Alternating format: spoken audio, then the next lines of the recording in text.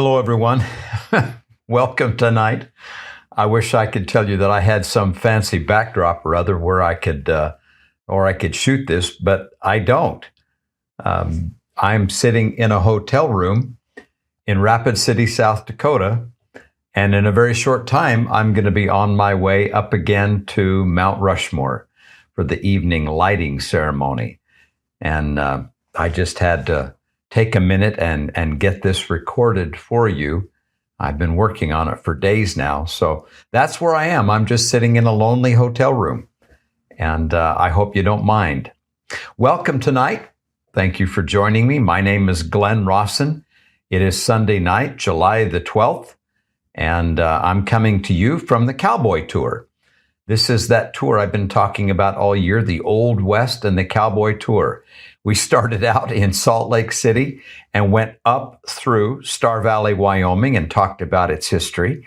Went up through Jackson Hole and Teton National Park, Grand Teton National Park, talked about the history of that place, and then on into Yellowstone Park, and from there over to Cody, Wyoming, the home of the cowboy and the rodeo, and then went on over to Devil's Tower, and finally over to Mount Rushmore. And tomorrow we'll leave and head back across Wyoming to Sheridan, and then on into Montana to the Little Bighorn. It's been an exciting tour, and we've had some wonderful, fun people with us. I wish you were here. And keeping with that, my stories tonight come from the tour, all except the last one. So I hope you don't mind. These stories are a little bit different, but there's a story and a lesson in each one of them. Please, if you would, have a prayer in your heart for me and for anybody else that's listening, that hopefully something is said or done tonight that will be a benefit to someone. One thing before I begin. I recently came up on it, and I'm intrigued, very intrigued. It's a tour unlike any other. It's not a vacation. I don't think you would call it a bucket list adventure. It's not, in fact, it would be not for you at all. It would be an opportunity to go to Peru and change someone's life. I'll talk more about it later, but I'd like you to take a look at it. It's a website called PeruHope.com. That's PeruHope.com. Go check it out, and we'll talk more about this later. All right, first story tonight. John Coulter was born where exactly? No one knows for sure. In 1804, he was among those men recruited by Lewis and Clark to make that great expedition to the Pacific. John Colter proved himself and became one of their principal hunters and guides, an accomplished woodsman and frontiersman. He was tough and resourceful. And with the Corps of Discovery, Lewis and Clark, he made it all the way to the mighty Pacific Ocean. In 1806, Lewis and Clark went back to civilization. When they arrived at the Mandan villages in present-day North Dakota, Coulter asked permission to leave the group and return to the Rocky Mountains to trap furs. Well, because of his remarkable service in the Corps of Discovery, he was discharged and supplied and set out west, back up the Missouri River toward the Rocky Mountains with two other trappers. I find it interesting. He was so close to civilization, and then he turned around and went back in to the unknown. Now, the others were eager to go home, but I guess Coulter figured he had unfinished business, places to explore and things to see. And because of that decision, that intrepid man changed history. From 1806 through 1808, John Coulter explored more of the Rocky Mountain country that no white man had ever seen. He returned to Fort Raymond in Montana, where he described what he had witnessed, and that information became the basis for a map drawn by William Clark. From 1808 through 1810, John Coulter trapped throughout that region. It was during that time, if you know the story, that he was captured by the Blackfeet and made that famous and incredible run called Coulter's Run. That's another story for another time. Finally, in 1810, John Coulter had had enough. He returned to St. Louis. He met and married Sally and settled down to a quiet life on a farm near New Haven, Missouri. But it was not for long. He died about 1812 or 1813 at the age of 38, approximately. But the things that John Coulter had seen, the country he walked, the adventures he had. He described a great land of boiling rivers and steaming mountains and bubbling pots of mud and fountains of water shooting up high into the sky. His stories were so fantastic, no one believed him. Derisively, they spoke of the land they described the land he spoke of as, quote, Coulter's hell. They mocked him. But then, over the years, others came back and gave similar descriptions. Joe Meek, a mountain man, went into that area and said the whole of it was, quote, like that place the old Methodist preacher used to threaten me with, end of quote. Jim Bridger even went there and described being able to catch a trout in cold water, turn around and cook it before you reeled it in, end of quote. Finally, after 40 years of numerous wild reports, the Washburn-Langford-Doane expedition set out from Montana to determine if these astonishing tales were true or just the embellishments and exaggerations of crazy mountain men. The year of that expedition was 1870. After weeks of exploration, the men were astounded. They learned it was all true. It is reported that Nathaniel Langford of the expedition, that the men were sitting around a campfire near the junction of two rivers discussing this great, unique, and wonderful land and how it should be protected from private exploitation and, quote, preserved for the benefit of everyone. Well, that campsite of the Washburn expedition is right near what is today the Madison River Junction. And their suggestion of protecting that land, well, that helped influence Congress just 2 years later to set that land aside as the world's first national park. Coulter's Hell, a land too fantastic to even exist, became Yellowstone Park, thanks in part to an intrepid man with an incredible story. Next story. As we passed into Wyoming, this story pressed itself upon me as I looked out across that vast landscape. I would like to tell you the story of an invasion, not of enormous, well-equipped armies, but of a small, fragile blade of grass called Bromus tectorum. In the early to mid-19th century, cargoes of grain and hay were imported from the steppe regions of Western Asia, Russia, the Ukraine, Turkey, etc. But what no one knew is that hidden within these cargoes was the seed of a weed called cheatgrass. No one knew it was there or even suspected the damage that this little tiny seed would do. And then as the railroad pushed west, bringing those cargoes with it, those seeds were scattered over the landscape by unsuspecting farmers and ranchers.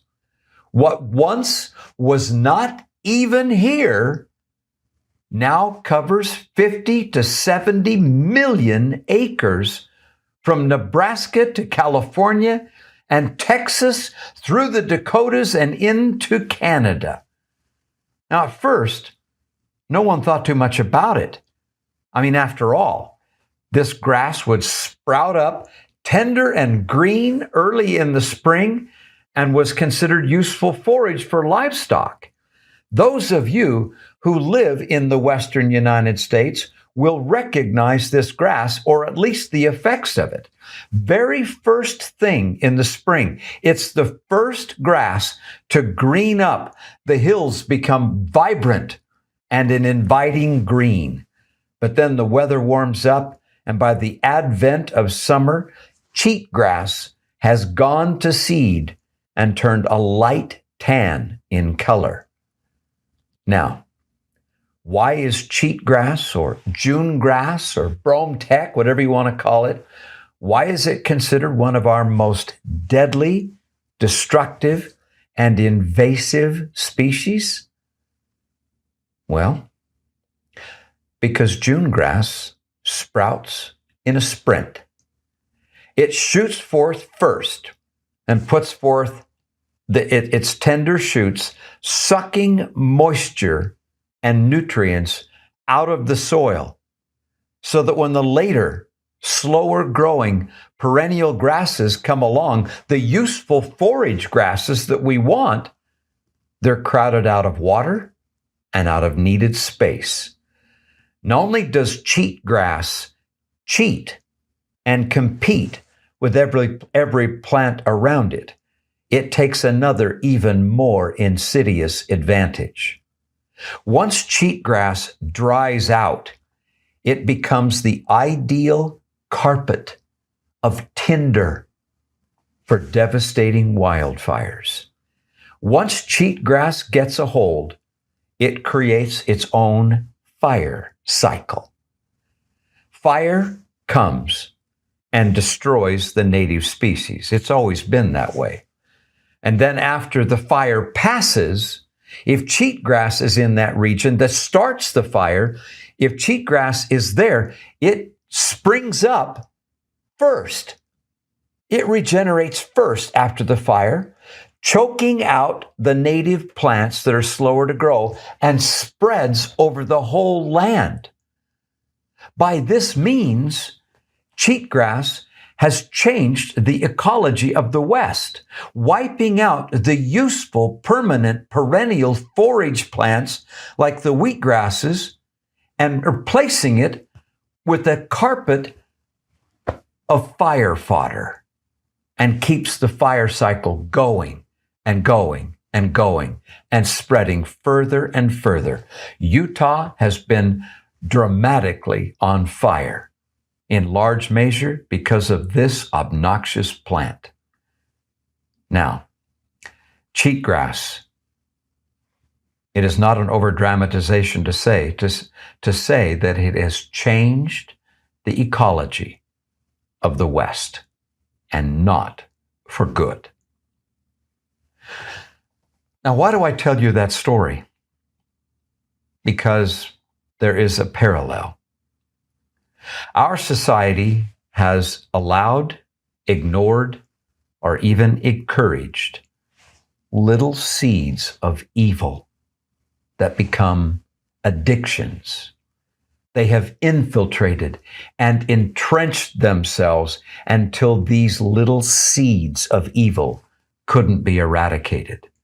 Drugs, alcohol, pornography, abuse, anger, meanness, and a host of other evils that have cheated and starved the virtue out of men's souls, leaving them, in some cases, good for nothing but the fires of the Lord's wrath.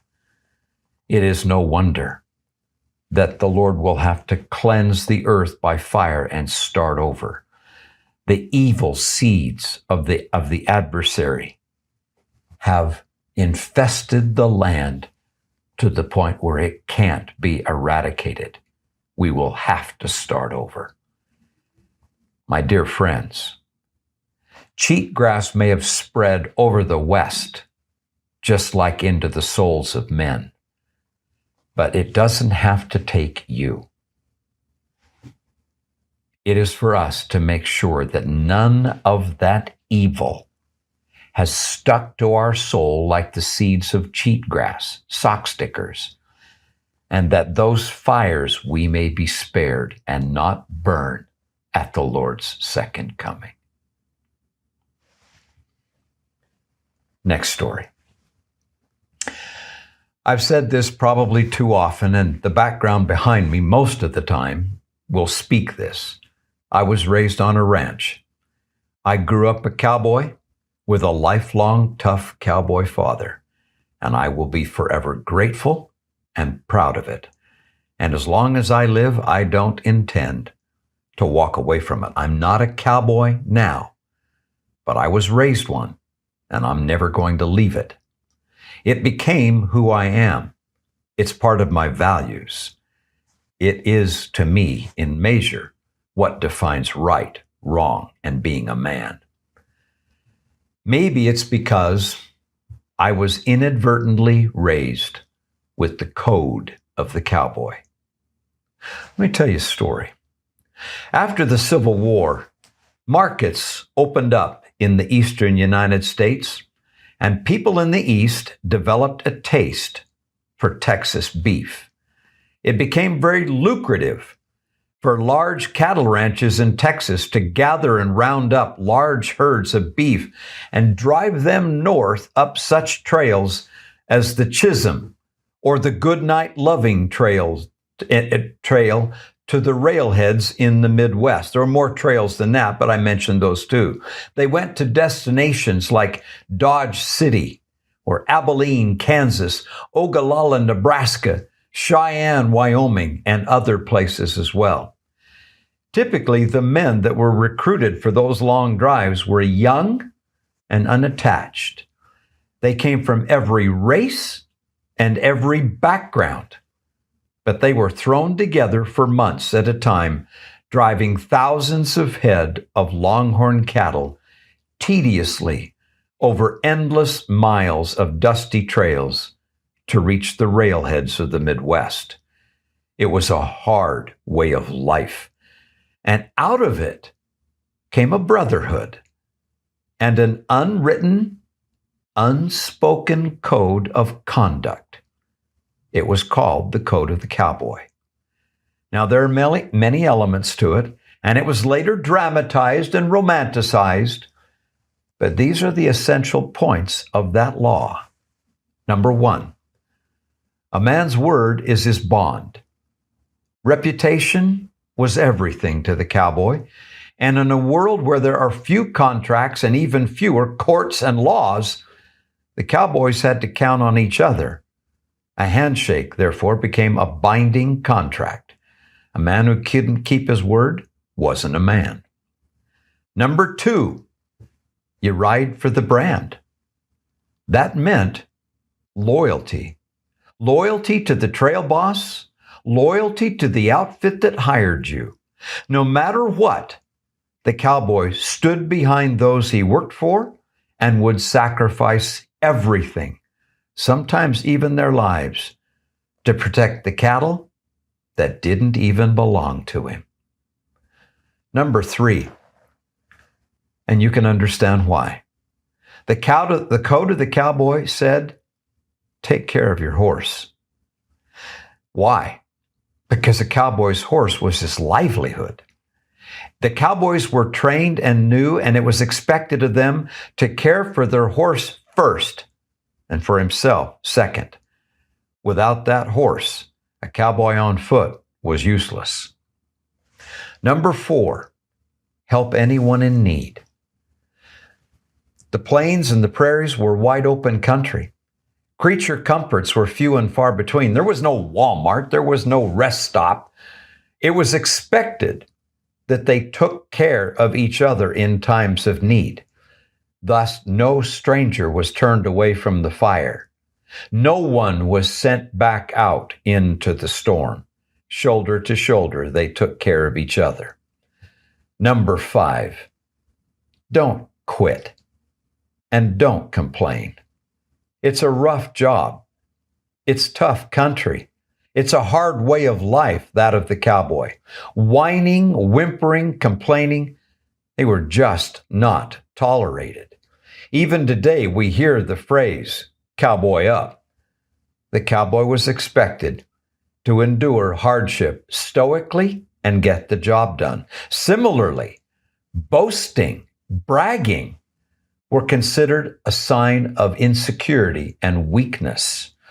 Stoic understatement was considered a virtue. Number 6, courageous, but not reckless and stupid. Driving the trail was dangerous. Storms, rustlers, stampedes, and unpredictable horses. The cowboy never knew from one moment to the next what was coming and what he would be expected to face. But through it all, he was expected to face his fear and mount up when the time came. Well, there's more. You know, and one of the things I considered a virtue of the code of the cowboy, regardless of race or color, religion, expected, or anything else, cowboys didn't care. They expected competence and they expected skill. On a storm line or in the middle of a stampede, nobody cared where you were born or the color of your skin, but your skills might save the life of the man next to you. That's the code of the cowboy. It was all about being able to depend on each other. It was not something the cowboys sat around and discussed. It wasn't in a handbook of instruction.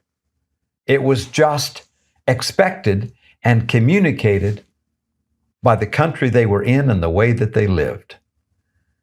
Well, by the 20th century, the great drives over the plains to the railheads were over, and the wide open range country was replaced with barbed wire fences and established ranches. The wild, drifting, single cowboy was replaced by the working ranch cowboys who still lived the code, but now raised families and became established members of the community. But among them, the code was adapted and lived on, and it still does. I was raised with it.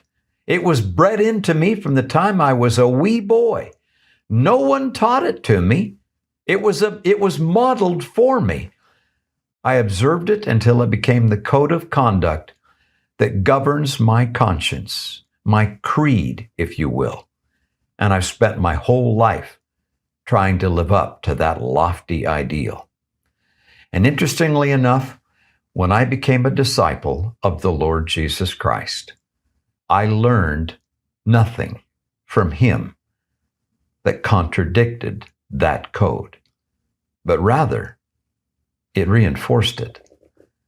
The measure of a true man then among the cowboys and now, be he cowboy or Christian or both, was this virtue: strength by restraint, that which the Lord called meekness. Now, how are you? I hope you are well. I hope your 4th of July was wonderful, that the summer's not too hot, and that you're out making memories. Now, I want to tell you about another trail tour, another tour. And by the way, I know some of you can't come on these tours. I understand that. I get it. But this is how I make a living. So pardon me if I share it with you and invite you if I may. In October, this coming October 2026, I'm going back out on the Pioneer Trail. I love the trail. I love the stories. I love talking about the pioneers and seeing the places that they saw, walking in the ruts that they created 150 plus years ago. I love to stand there with that sober feeling and look down at the graves of those pioneers who gave their lives in sacrifice and obedience to the Lord. I love to look up and see things like Chimney Rock, Scotts Bluff, the mighty Platte River, those things that look just about the same now as they did in 1856 or 57. On this tour, we're going to do all of that. We'll see all of that. We'll go to the Great Trail Center there in Casper, Wyoming, where you'll learn all about the different trails that cross the plains. We'll see Independence Rock, the great register rock of the desert. We'll go to Devil's Gate. If you've never seen it, no picture does it justice. We'll go to Martin's Cove, and we'll see so much more. We'll visit the places, we'll hear the stories, and we'll learn the history of the great pioneers who crossed the plains. And not only them, we'll talk about gold rushers, we'll talk about the Pony Express. Evans, we'll even talk about the railroad. If you'd like to come, it's only a 4-day tour, and it'll be in October, first week of October. Give us a call, 801-541-9760, or just go to historyofthesaints.org. Okay? I'm inviting you. All right. Next story. And I love this story. There are people listening tonight who are going to love this story even more than I do. Somewhere on the high plains of Wyoming, years and years ago, a colt was born. It is said that he was born on the ranch of Frank Foss near Chugwater, Wyoming, and that he was born a dark bay in coloring with 3 white feet. It is said that when the colt was 3 years old, Foss sold him to the 2-Bar Ranch, where Jimmy Danks tried to turn him into a cow horse. It is, well, it didn't work. The colt wouldn't be broken. It is said that during the breaking process, the colt broke his nose, such that every time that horse would exert himself, his breathing whistled through his nostrils like a steamboat. And thus was born the legendary bucking horse, Steamboat. He couldn't be broke. He would not be tamed. Well, from there, Steamboat went on to a lengthy and distinguished career as a rodeo bronc.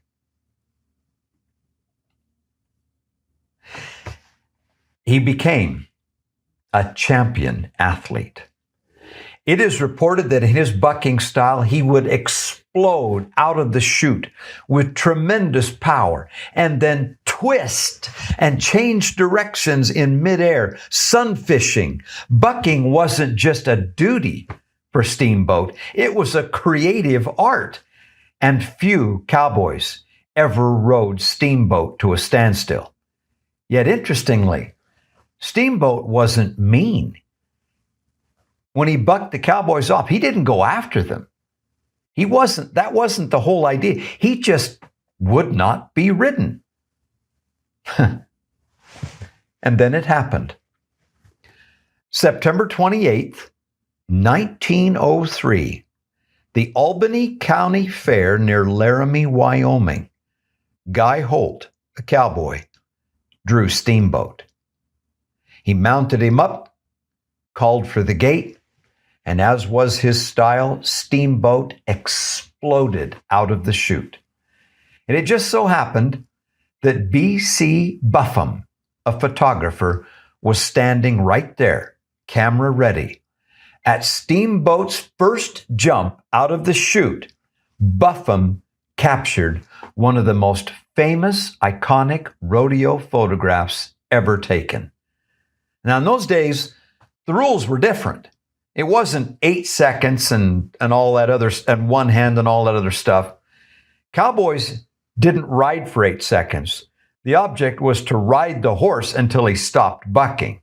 However, with Holt, on the second jump, he blew a stirrup and grabbed for leather.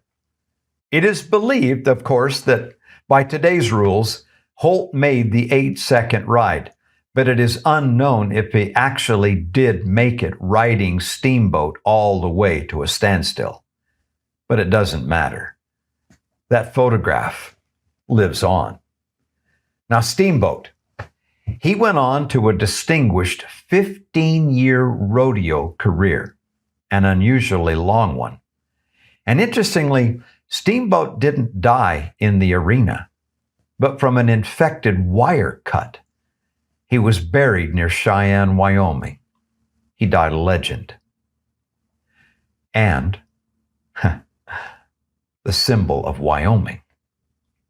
Their university, their license plates, the symbol of the bucking horse and rider is everywhere in Wyoming and represents the spirit of the people of this state. Now, there's more to the story, and I don't have time to tell you all of it, but the image of the bucking horse and rider dramatizes a battle of wills between two champion athletes, the horse and the rider. It represents the spirit of the Old West. That image, that contest, that battle of wills represents the spirit of the Old West, the courage, the grit, and the determination it takes to face the challenges of an unforgiving land and not run, but to see it through until you win. In short, the image of the bucking horse and rider represents the untamed and inconquerable spirit of the people of Wyoming and of the greater American West. Steamboat.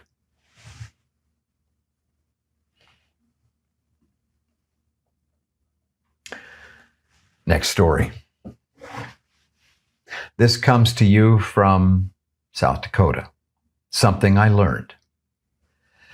There is a mountain most sacred to the Native American people called the Lakota. It lies within a much larger region that they call Pahasapa. Pahasapa is believed by the Lakota to be their birthplace, that they rose from within. It is the place of their origin. It is their spiritual homeland, if you will. Now, the mountain within that I'm going to speak of is called by the Lakota an interesting name, the Six Grandfathers. To them, this specific mountain in Pahasapa is a very spiritual place. To them, it's a place where heaven and earth meet. It's a place of prayer, of visions, of balance in life. The six grandfathers are represented by this mountain are the following. North, grandfather north, the direction of strength, endurance, and cleansing. South, the direction of growth, generosity, and trust. East, the direction of wisdom, illumination, and beginnings. West, the direction of rain, introspection, and endings. The next two directions, above, symbolizing the heavens and the great mystery that's out there. And last, number 6, below, representing Mother Earth and nourishment. This mountain within Pahasapa, the 6 grandfathers, that mountain stands higher than most, high up and above the world, and serves as a reminder that everything around us, everything is interconnected. And when you stand on that mountain, you stand in the center of the 6 directions. The universe to the Lakota is a great circle, or as some of you would refer to it, one eternal round.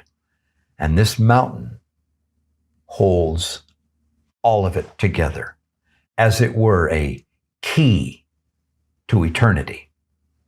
Today, the Lakota people, I am told, still go there on vision quests, fasting and praying. They come to this holy mountain, hoping to receive knowledge, dreams, direction, purpose, and responsibility from the Creator. In short, in terms you would understand, this holy mountain is to the Lakota like a temple, a holy place of connection to their fathers and to the divine. Now, you should know, Pahasapa translates as hills black or black hills, the Black Hills of South Dakota.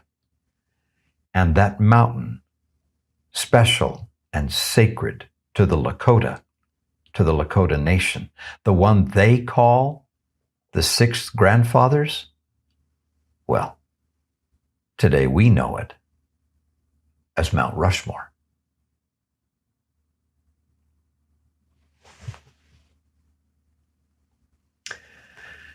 Last story from the scriptures, not from the tour of the West. I would guess that it hasn't been that long ago that some of you, maybe many of you, not as much as it used to be, might hold a set of scriptures in your hands. Now, you might hold those scriptures in the form of a book, or you might be holding your scriptures in your cell phone. But either way, you've got your scriptures. Let me ask you a question. What do those scriptures mean to you? Honestly, how important are the scriptures to you? Could you live without them? Are they precious or just there? And if you have them, what are you doing with them? Let me tell you a story. Centuries ago, a high priest was working to repair damage done to the Temple of Solomon. While he was working, he chanced to find, quote, the book of the law, end of quote, in the house of the Lord. It had been lost to Israel, the scriptures. Well, this priest delivered the book of the law of the Lord to Judah's king there in Jerusalem. His name was Josiah. What this ancient king did with that long-lost set of holy books, well, that's my story. Once those scriptures were delivered, Josiah recognized them for what they were, and he wanted to read them. He commissioned them to be read and listened as they were read to him, and suddenly it is reported that Josiah rent his clothes in a deep show of anguish and emotion. Go ye, he commanded, and inquire of the Lord for me and for the people concerning the words of this book that is found. For great is the wrath of the Lord that is kindled against us, because our fathers have not hearkened unto the words of this book. End of quote. Well, they did. They went and inquired. The word of the Lord came back that indeed Jehovah, the God of Israel, was angry with the people of Judah for their neglect of the word, for their negligence with the scriptures. So Josiah gathered all his people to the temple and read the word of the Lord to them, right there, publicly. And then in utmost solemnity, standing by the pillar of the temple, King Josiah placed himself and all his people under solemn covenant to obey the scriptures. You see, for Josiah, it was not enough to just once more own a copy of the scriptures. It was not enough just to have them. No. He didn't even want to just read them. That wasn't enough. No. They had to live with exactness what the scriptures taught. And that is exactly what King Josiah proceeded to do. He turned his nation and his people politically, culturally, religiously, inside out and upside down. He, in accordance with the scriptures, went after every vestige of idolatry that he could discover, from the destruction of shrines to the execution of false priests, stamping out their evil altars and their traditions and doctrines into fine powder.